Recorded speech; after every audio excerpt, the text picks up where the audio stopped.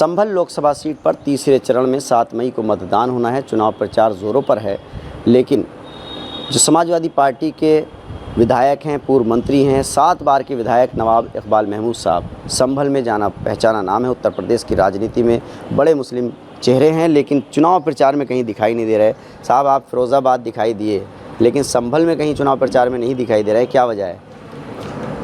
चुनाव तो पूरे प्रदेश में हो रहा है और हम स्टार प्रचारक हैं उसमें जी। तो हमें तो हर जगह ही जाना है। रही सवाल संभल की, तो संभल तो समाजवादी पार्टी का गढ़ है।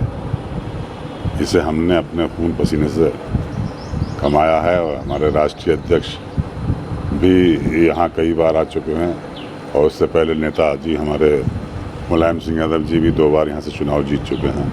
प्रोफेसर राम गोपाल यादव जी यहाँ से चुनाव जीत चुके हैं। तो संभल तो समाजवादी पार्टी का गढ़ है। अब हो सकता है कि यहाँ के कैंडिडेट को इत्मीनान हो कि मैं बगैर उनके भी जीत सकता हूँ, तो कोई बात नहीं, जीतना का मकसद है हमारा। इस वक्त फ़िरका परस्त ताकतें को हमें हराना हमारा पहला। 2014 में तो भाजपा यहाँ से जीत गई थी, और लेकिन 19 में सपा जीती थी। तो अब ये जो नाराज़गी है, आप तो उनके घर भी गए थे जब उनके दादा का इंतकाल हुआ था, हमने देखा अखिलेश यादव जी और आप लोग सब थे, तो अब क्या नाराज़गी रह गई? नहीं, मेरी तरफ से कोई नाराज़गी नहीं है। तो ज़ियाउर रहमान बरखाए क्या आपके पास मिलने के प्रचार में चलना है, नहीं चलना है? नहीं, अभी तक तो नहीं आए हैं। अभी तो इलेक्शन में टाइम भी काफ़ी है, अभी तक तो नहीं आए हैं। तो समाजवादी पार्टी का गढ़ है, तो अब उन्होंने सोचा होगा गढ़ में क्या कहें, बाहर देख ले जाकर। इस वक्त के हालात देश में मोदी सरकार के खिलाफ है जी। और संभल ही नहीं, पूरा मुल्क का जो सेकुलर वोट है वो सब यूनाइटेड है और सबकी ये फिक्र है कि किसी भी सूरत से ये सरकार जाए यहाँ से। पहला चरण से इंडिया गठबंधन को बहुत उम्मीदें बंधी हैं चुनाव के बाद, और हमें उम्मीद हो गई कि उत्तर प्रदेश के अंदर भी हम 40-40 कर देंगे। 40 सीटें हमारी गठबंधन की उत्तर प्रदेश में आएंगी, और 40 सीट का आने का मतलब यह है कि मौजूदा सरकार गई, इनका कहीं कुछ नहीं है। बिहार के अंदर सिर्फ एक थी अपोजिशन की, बाकी सब इनकी थी।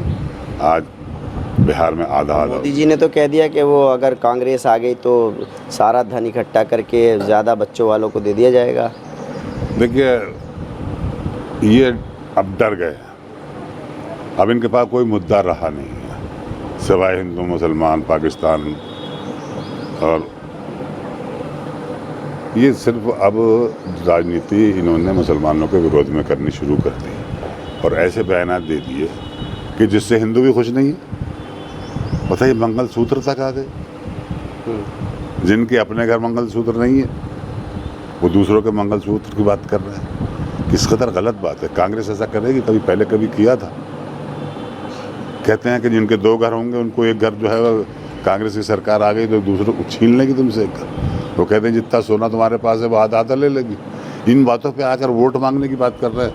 हमारे हिंदू भाई भी हंस रहा कि ये क्या कहने लगे। अरे बताओ ना कि यहाँ पे कितने बेरोजगारी है, कितने युवा डिग्रियाँ लिए फिर रहे हैं, कितनी कीमतें हाई हो गई हैं।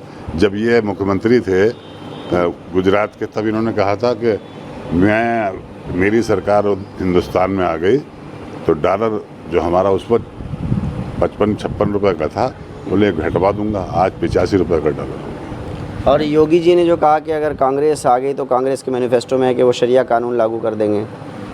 ये सिर्फ हिंदुओं के वोट लेने की बात है। ये हमारे हिंदू भाई भी ये जानते हैं कि ऐसा हो नहीं सकता। संविधान के अंदर ऐसा कोई चीज़ नहीं है। ये तो संविधान को ख़त्म करने की बात कर रहे हैं। ये कहते, हमारा सोच ये है कि अगर ये दोबारा आते हैं तो हमें वोट देने का राइट रहेगा भी या नहीं रहेगा। हिंदुस्तान एक आज़ाद मुल्क है जिसमें हिंदू और मुसलमान ने अपनी जान की आहुति देकर इस देश को आज़ाद कराया है हिंदुओं के कब्जे से। आज हम लोग जो यहाँ शांति प्रिय तरीके से रह रहे हैं, अमन अमान से रह रहे हैं, अच्छी हवाएं यहाँ चल रही हैं, हमारा एका है हिंदू मुसलमानों का, उसको तोड़ने का काम कर रहे हैं। अब ये चीज़ें नहीं चलने वाली हैं। हिंदू भी समझ गया कि हमें आपस में मिलकर रहना है और देश को मजबूत बनाना है। नवाब साहब संभल के चुनाव प्रचार में कब निकलेंगे? जब कैंडिडेट उनसे सहयोग मांगेंगे। वो तो आए नहीं अभी तक आपके पास, क्या लग रहा है आएंगे? नहीं, अभी टाइम है, आएंगे? आ सकते हैं। आएंगे तो जाएंगे आप? आएंगे तो बात करेंगे उनसे। नहीं तो नहीं जाएंगे चुनाव प्रचार करने? नहीं, हम यहीं बैठ के कर रहे हैं। अच्छा, यहीं बैठ के कर रहे हैं घर पे। भाई हमसे अगर बाहर के लोग पूछें आपके पास आए तो हमें ये कहते हुए अच्छा नहीं लगेगा कि नहीं आया, क्योंकि उनको नुकसान हो जाएगा उससे। तो टिकट जो मांग रहे थे आप, क्या उसकी वजह है, उसकी नाराज़गी है? हमारी लड़ाई तो पुरानी है, आज के नहीं, हमारे वालिद साहब के ज़माने से सियासी लड़ाई है। मगर डॉक्टर भरत साहब के इंतकाल के बाद मैं उनके दफन में शरीक हुआ और मैंने अपनी मुखालफत वहीं पर उनके साथ ही दफन कराया। अब उसके बाद में उनका काम है वो कितना आगे बढ़ते हैं, मेरी तरफ से पहल हो चुकी है। देखिए, नवाब इकबाल महमूद संभल की राजनीति में बड़ा नाम है। उत्तर प्रदेश में कई बार मंत्री रहे हैं, 7 बार के विधायक हैं, मौजूदा विधायक हैं। लेकिन उनकी जो तकलीफ़ है वो यही है कि उनका कहना है कि डॉक्टर शफीकुर रहमान बर्क़ के इंतकाल के बाद उनके घर ये चले गए थे और पूरी जो नाराज़गी थी वो ख़त्म हो गई थी। लेकिन ज़ियाउर रहमान बर्क़ अभी तक उनके पास नहीं आए हैं समर्थन मांगने के लिए, इसलिए वो चुनाव प्रचार में नहीं निकल रहे हैं। कैसा चल रहा चुनाव प्रचार? अच्छा चल रहा है, जो उम्मीद थी उम्मीद से अच्छा चल रहा है और जो भी दिन आता जाएगा उसमें और बढ़िया होता जाएगा, सुधार होता जाएगा और लोग हर वर्ग का, हर बिरादरी का समर्थन मिल रहा है। तो इंशाल्लाह मुझे उम्मीद है कि बहुत अच्छे वोटों से हम इस चुनाव को जीत के माननीय अखिलेश यादव जी के हाथों को मजबूत करेंगे। अखिलेश यादव जी भी नॉमिनेशन करा रहे हैं, आज कन्नौज से वो भी चुनाव लड़ेंगे। पहले ये था कि चुनाव नहीं लड़ेंगे, तो क्या लग रहा है कि ओवरऑल उत्तर प्रदेश में गठबंधन का कैसा माहौल है? गठबंधन का माहौल तो पहले चरण से ही सामने आ गया है। पहले था ही कि गठबंधन मजबूत है और भारतीय जनता पार्टी पूरी ताकत के साथ गठबंधन को तोड़ने में लगी थी, क्योंकि वो डर के साए में जी रही थी। अब तक तो उसने 10 साल की सरकार में लोगों को डराने का, विपक्ष को डराने का काम किया था। लेकिन अब आकर करके जब विपक्ष का गठबंधन बना पूरे भारत के अंदर इंडिया के नाम से, तो बौखलाहट में आकर उसने CBI, ED, इनकम टैक्स का पूरा दुरुपयोग किया, गठबंधन को तोड़ने का प्रयास किया। कुछ लोग मजबूर होकर के चले गए, लेकिन ज़्यादातर अभी भी गठबंधन इतना मजबूत है कि पहले चरण के उसमें ये चीज़ मैसेज भी चली गई कि NDA को नकार के इंडिया गठबंधन के पक्ष में जनता ने एक ऐतिहासिक वोट देने का काम किया है और इस चीज़ का असर आने वाले सारे चरणों पर पड़ेगा। आपके दादा डॉक्टर शफीकुर रहमान बर्क़ साहब इस लोकसभा सीट पर 2 बार सांसद रहे हैं। आपको क्या लगता है कि दादा के रिकॉर्ड को तोड़ पाएंगे कि नहीं?